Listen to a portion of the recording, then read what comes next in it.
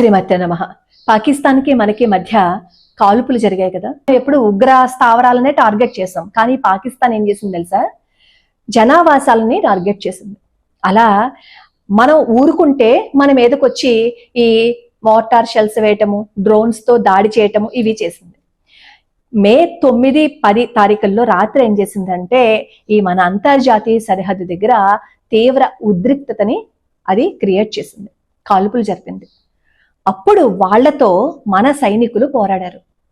అలా పోరాడినప్పుడు బిఎస్ఎఫ్ అధికారి మహమ్మద్ ఇంతియాజ్ గారు వీరమరణం చెందారు. ఆయనతో పాటుగా ఇంకొక అధికారి, అలాగే ఇంకొక 6 వీరమరణం చెందితే దాదాపుగా ఒక 20 మందికి గాయాలయ్యాయి.